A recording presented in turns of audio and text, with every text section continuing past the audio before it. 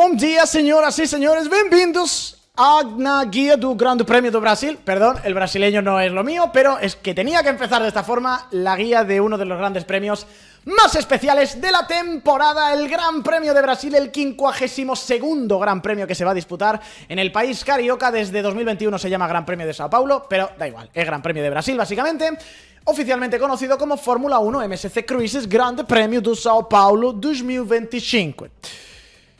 Mejor Gran Premio del año junto con Silverstone. Ahora mismo yo creo que la Fórmula 1 sobrevive, entre otras cosas, gracias a este Gran Premio. Luego hago mi alegato. Antes de nada, las estadísticas que tenemos en Interlagos, se llame Brasil, se llame Sao Paulo, el mejor circuito, uno de los mejores circuitos del año.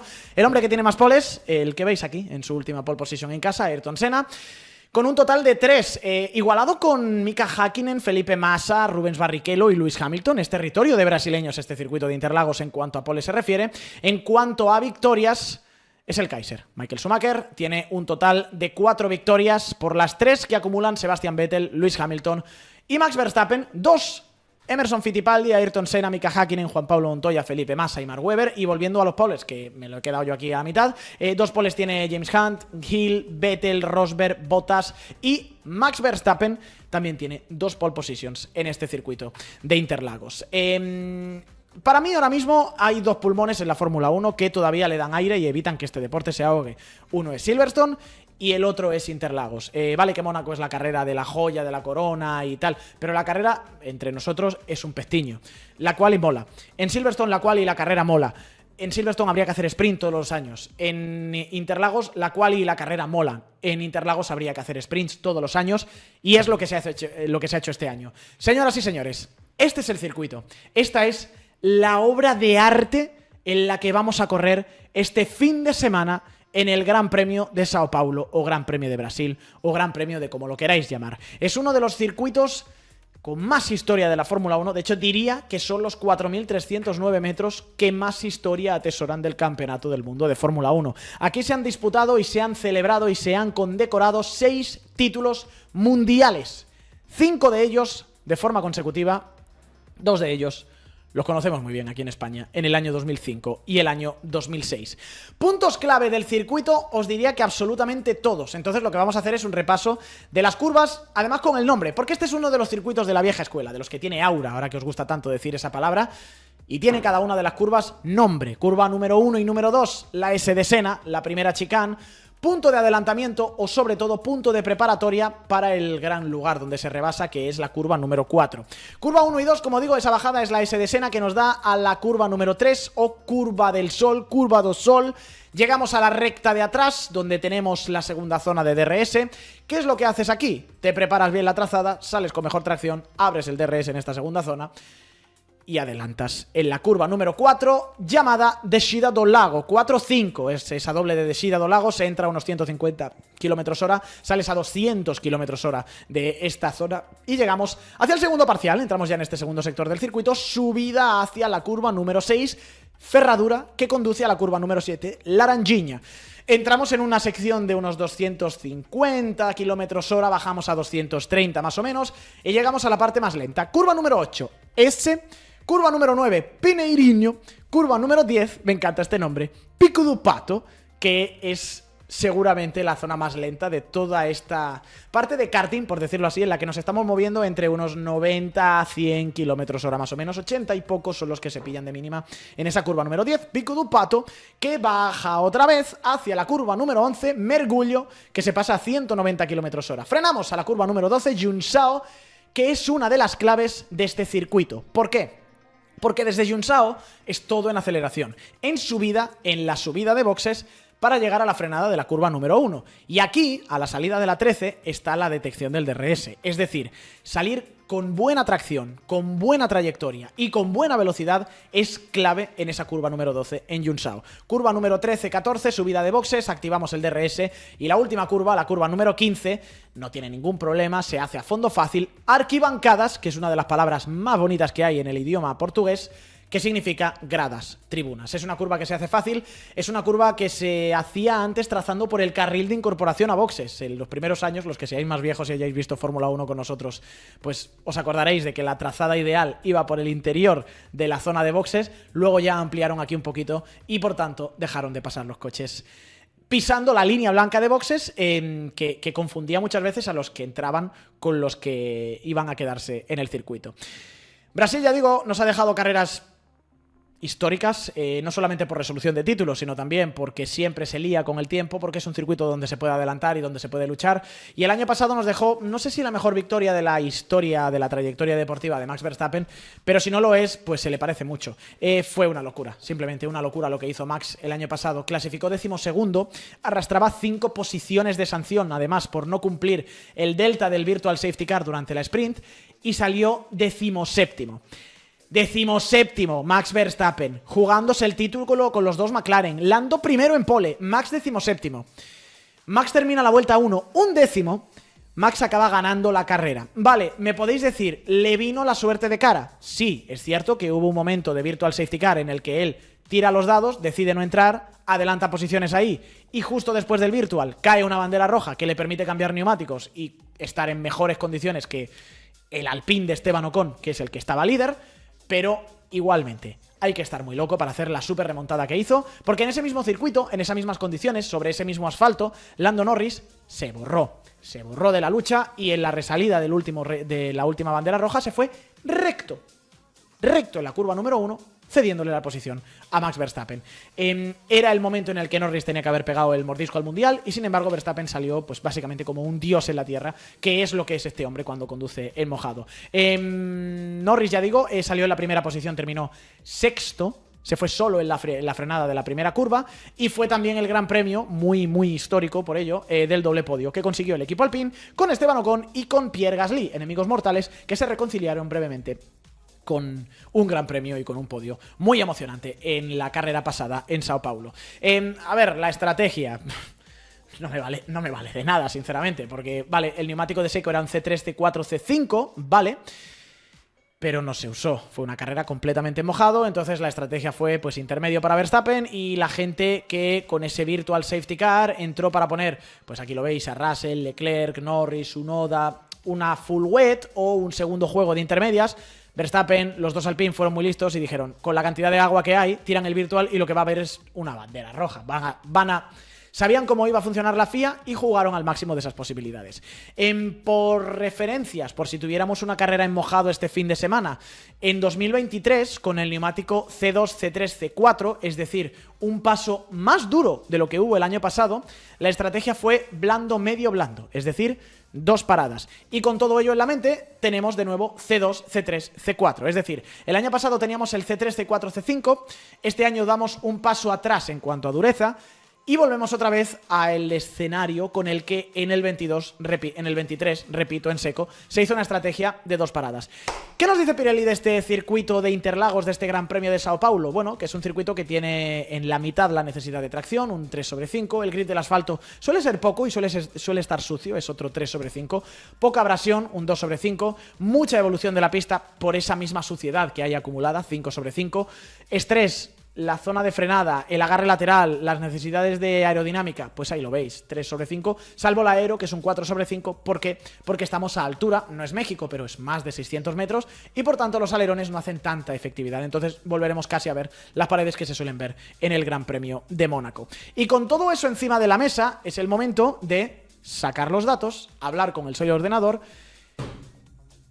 y poner los números encima de la mesa. En este circuito de Interlagos, donde la velocidad punta cuenta un 3/5, la curva lenta otro 3/5, la curva rápida un 4/5 y el desgaste otro 4/5, nos da una media de 3,5 en el circuito, lo que dice el Soy Ordenador es que este fin de semana McLaren es la referencia.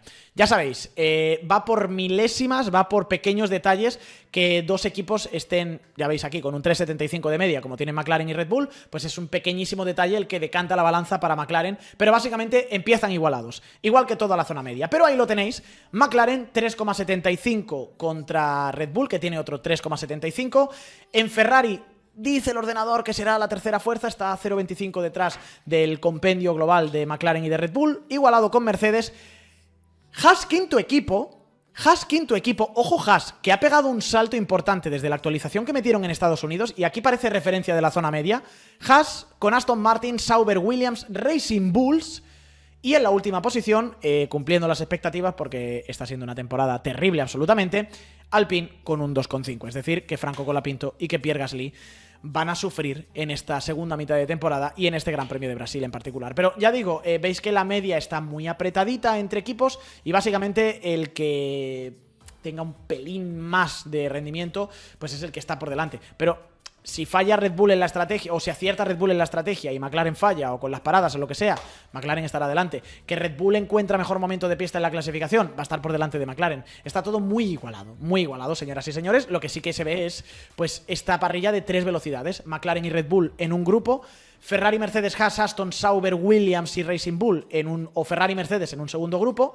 La zona media, la de los 30 millones, ahora veréis por qué digo esto, Haas a Racing Bulls en otro, y Alpine, tristemente, vagón de cola un poquito más retrasado. Meteorología. A ver, es martes. Cuando se está haciendo esta sección son ahora mismo las 6:15 del martes 4 de noviembre de 2025. La carrera empieza el fin de semana empieza el viernes, tenemos una sprint el sábado, tenemos una carrera el domingo. Vale. Con la previsión consultada hace escasos 30-40 minutos, esto es lo que tenemos para el domingo. No hay lluvia, ¿vale? O hay baja probabilidad de lluvia para el domingo, pero lo que dice Dark Sniper, el cielo está muy oscuro.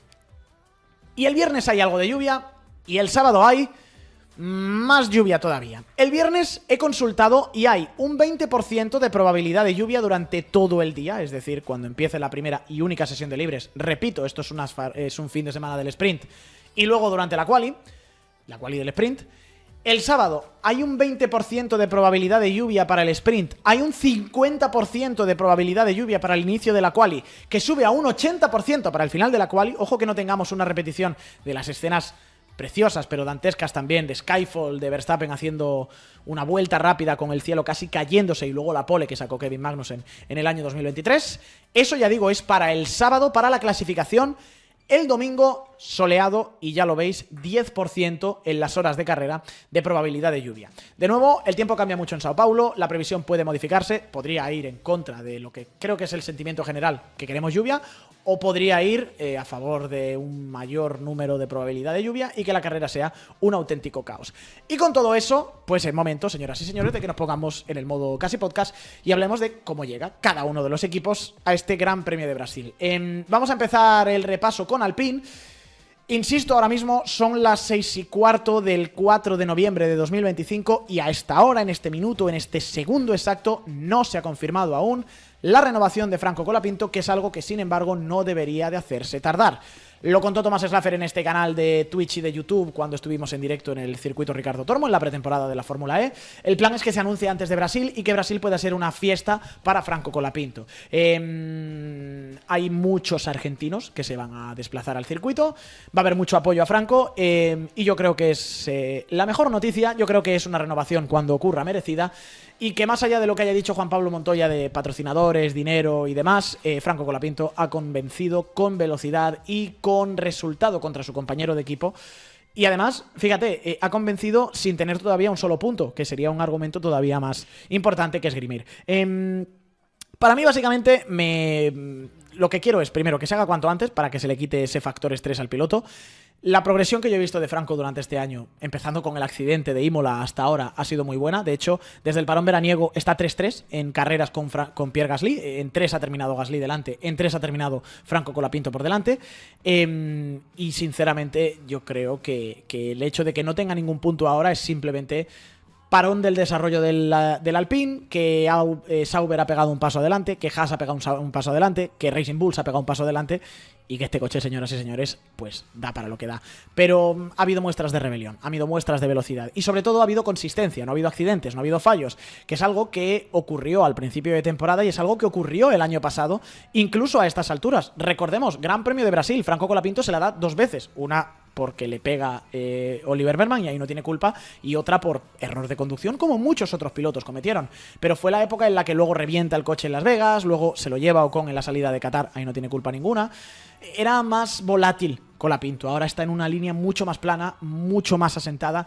Eso es lo que yo creo que ha convencido al equipo Alpine, por encima de otras consideraciones, y a partir de ahí, pues ojalá que se certifique la renovación. Espero que sea una seguridad el año entero, 2026, y que Colapinto pueda respirar y pueda trabajar tranquilo en el cambio de reglamento. No puedo pasar esta parte de Alpine sin mencionar pues que es uno de los grandes premios más especiales para el equipo, porque evidentemente llega con ese doble podio que consiguieron el año pasado con Pierre Gasly y con Esteban Ocon en este gran premio. Un doble podio que costó, o que mejor dicho, le ahorró o le dio muchos millones de euros al equipo Alpine. Sauber, gran premio de casa para Gaby Bortoleto. Voy a decir una estadística muy random que me parecería bastante rara que se cumpliera. O sea, que no se cumpliera. La estadística se va a cumplir. Y es que este año, salvo Lando Norris, nadie va a ganar en su carrera local, porque para que eso ocurra tendría que vencer en Brasil Gabriel Bortoleto. Norris ganó en Silverstone, Piastri no ha ganado en Australia, ni Alonso ni Carlos han ganado en el Gran Premio de España. Entonces, si Bortoleto no gana en Brasil con el Sauber, cosa que, permitidme que dude en estos momentos, solamente Lando Norris será el único piloto que haya ganado en casa este fin de semana. Bortoleto, héroe local, en el momento en el que Felipe Massa, llegando a este Gran Premio de Brasil, está intentando convertirse en el villano, y además con todas las gradas ya apoyando a Lewis Hamilton después de que se le diera casi la nacionalidad y de que el año pasado pues hiciera las delicias de todo el mundo con ese MP44 de Ayrton Senna. Y pequeño giro de los resultados, eso sí, para para Sauber en el pasado Gran Premio de México, porque ellos caen una posición en constructores, son ahora los penúltimos en este repaso, debido al grandísimo resultado de Oliver Behrmann. Vamos con el equipo Haas, que está ahora octavo con 62 puntos en constructores. Son 2 puntos simplemente de diferencia contra Sauber. Me sigue flipando, os lo admito, me sigue flipando muchísimo lo elevados de puntos que estamos en constructores para las últimas posiciones. Alpine tiene 20, el siguiente es Sauber, que tiene 60, y Haas tiene 62. Con 60 puntos, Sauber puede ser penúltimo de constructores. Me parece una locura absolutamente. Y no es ninguna tontería la lucha que se está cerrando en esta zona media. Os lo vuelvo a repetir, es el club de los 30 millones. Entre la sexta posición de Racing Bulls y la novena posición en la que está Sauber, se pueden llevar esos 30 millones que ahora mismo están separados por muy poquitos puntos. 19, si no me falla la memoria. Behrmann fue el héroe del fin de semana en México y ha conseguido que Haas se coloque con esos 62 puntos. Llega a Brasil, donde empezó un poco su caída de villano, su caída al infierno. Acumuló en Brasil 2 puntos de superlicencia que, por cierto, se le extinguieron ayer, 3 de noviembre. Así que Oliver Behrmann ahora ya tiene 8 puntos en la superlicencia, y así va a ser la cosa hasta el 23 de mayo, que es Gran Premio de Mónaco. El año pasado se acumularon en Brasil 2 puntos por colisionar con Franco Colapinto. Eso fue el 3 de noviembre, ha pasado un año natural. Se extinguen, como digo, esos puntos. Y en la otra parte del equipo Haas, Esteban Ocon llega al último lugar, o al lugar de su último podio, el que consiguió el año pasado con el equipo Alpine. Y esperamos, por cierto, que Esteban Ocon tenga un nuevo casco elegido por los fans en redes sociales y que lo presente este fin de semana. Aston Martin. A ver, vamos primero con noticia de rabiosísima actualidad. Aston Martin ha fichado a Marco Fainello como consultor técnico del equipo. Y vosotros me diréis, oh Dios mío, Jorge, ¿quién es Marco Fainello? Vale, pues fue ex jefe de dinámica de vehículos en Ferrari, de la era de Schumacher además, y lideró la creación del primer simulador de la marca de Maranello. Podéis ver un poquito por dónde van los tiros, ¿verdad? Dónde está poniendo ya las castañas en el fuego Aston Martin y cuál va a ser, sinceramente, una de las claves de este próximo reglamento, esa simulación del coche. Es experto, como digo, Marco Fainello en sistemas de simulación y de inteligencia artificial. Básicamente se dedica a la parte de simulador y viene un poco a completar ese movimiento que se hizo en junio de este año, cuando Aston Martin fichó a Giles Wood, que provenía de Apple y fue la mano derecha de simulación de Newey en el equipo Red Bull. Fin de semana muy especial este del Gran Premio de Brasil para el hombre que tenemos en pantalla, Fernando Alonso, porque está pasando por debajo del radar. Supongo que a lo mejor tenemos la cabeza en otro sitio, o que tal y como está siendo el año no hay muchas ganas de festejar, pero las ocasiones especiales hay que hacerlas especiales y hay que festejarlas. Y se cumplen este año 20 años, señoras y señores, 20 años de que en Interlagos, sobre el asfalto donde vamos a correr este fin de semana, Fernando Alonso hizo que España tocara el cielo automovilístico y se proclamó por primera vez campeón del mundo de Fórmula 1. Un año después, 19 han pasado ya, en ese mismo escenario, Fernando se proclamó bicampeón con ese Renault R26. Pues esa misma persona sigue buscando en ese mismo circuito un nuevo podio, una nueva victoria y con suerte el año que viene un nuevo título, un circuito en el que todavía 20 años después, al menos en mi cabeza y no sé si en las vuestras, resuena ese toma, toma, toma, con el que todos gritamos la victoria mundial de Fernando Alonso. Hablado, por cierto, en otro momento, hablando ya un poquito de otro tema, ha hablado la FOM, ha hablado Dean Locke, que es el director de retransmisiones. Esto lo comentó Jesús ayer, pero lo quiero meter aquí en la guía. Y le ha metido un pequeño palo a Fernando, a la vez que lo ha alabado también. Básicamente ha salido la FOM a dar explicaciones de por qué no pinchan a ciertos pilotos en la retransmisión o eligen otros planos, el tema de lo de las novias de los pilotos o prometidas, como es ya Alexandra, la prometida de Charles Leclerc. Y básicamente lo que dice la FOM, lo que dice Dean Locke, es que es genial lo que hace Alonso, es increíble lo que hace Alonso con el coche, pero que la FOM no es su portavoz y que hay otras historias que son más interesantes y son las a las que apuntan. A lo que yo me refiero, digo, vale, si no pasa nada en pista, enséñame todas las novias y los VIPs que quieras, pero si me estás diciendo que es más interesante o más importante para la narrativa mostrar a una novia que mostrar los adelantamientos de un piloto, pues entonces estás asumiendo la culpa, o sea, la excusa es muy mala y estás asumiendo la culpa de que estás llevando la retransmisión por otra narrativa distinta que ya no está enfocada en lo que pasa en pista, que para mí es lo único que me importa cuando se apagan los semáforos. ¿Qué hará Aston Martin este fin de semana? Pues el año pasado en lluvia Alonso venía en pole hasta tener un accidente a la llegada de la curva número 13.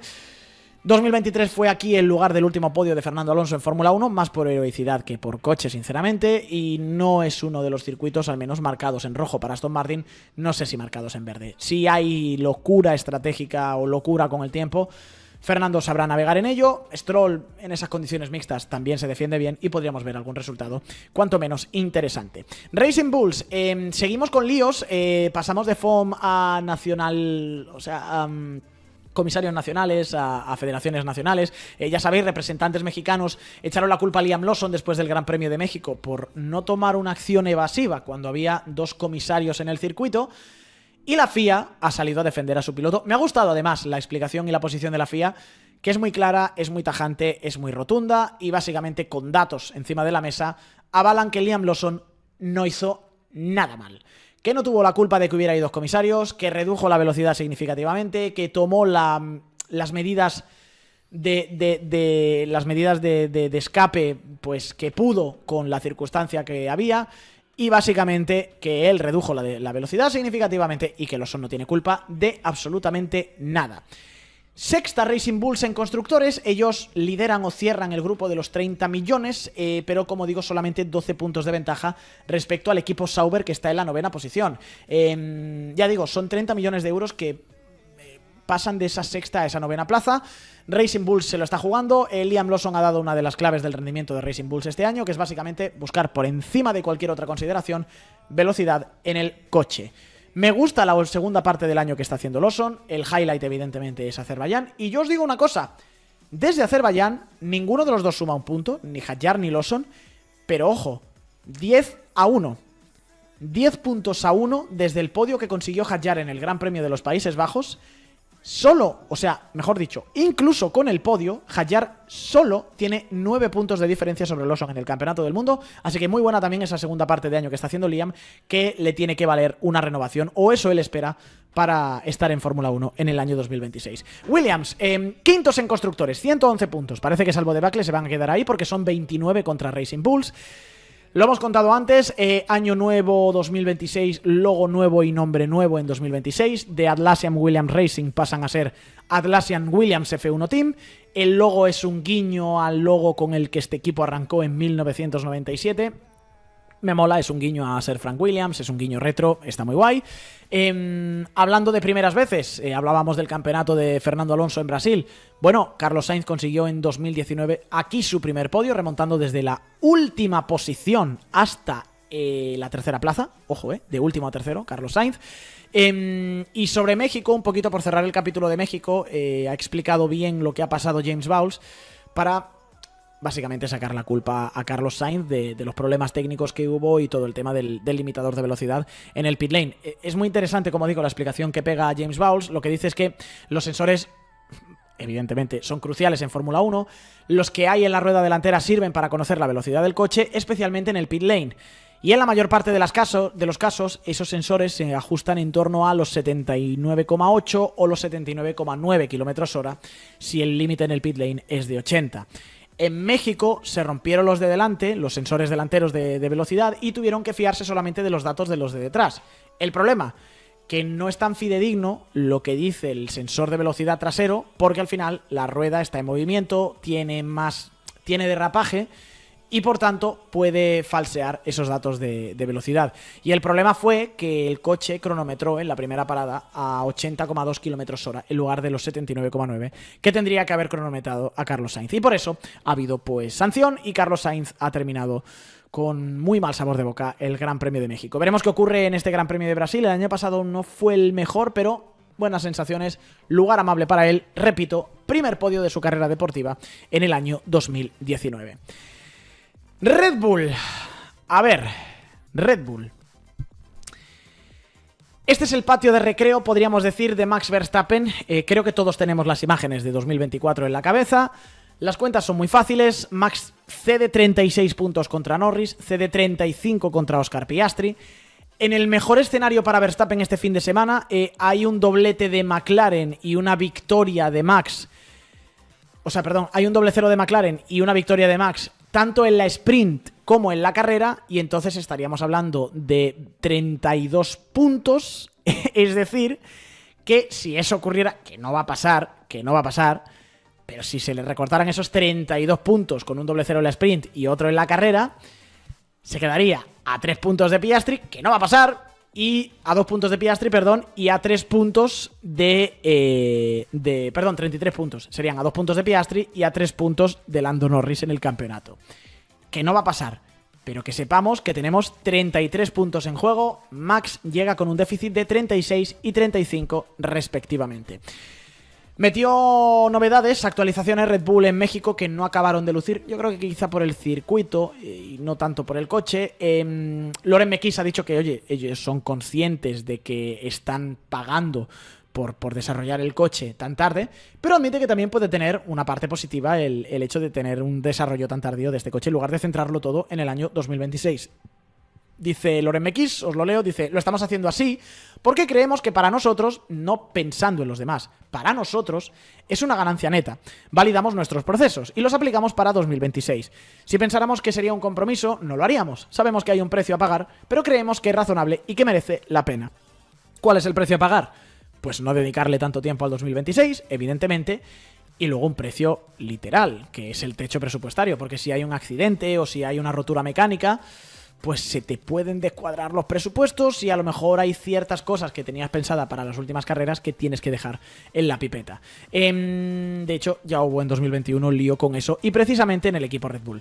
Verstappen estrena casco y llega a este Gran Premio de Brasil con esperanza. Dice Verstappen: Brasil es un lugar especial para mí, no solo por las carreras y los momentos increíbles, sino porque mi familia también está aquí. Y aprovecho, eso sí, esta sección para poner un poquito de calma, que con el aviso de lluvia, con los 33 puntos del sprint, con que McLaren está de caída libre y Red Bull se está recuperando, estamos todos viendo a Verstappen campeón, y yo voy a ser el Pepito Grillo del chat y voy a decir: chicos, que parece que Max lo tiene, pero está lejos todavía. Es un fin de con sprint, en la carrera tiene que dar un buen mordisco, y si no lo hace ya en este fin de semana de Brasil, la cosa se empieza a complicar. Pero es cierto que en un circuito casi talismán para Verstappen en comparación con McLaren, tiene 33 puntos que poder recortar, y eso es un botín muy jugoso en manos de este depredador.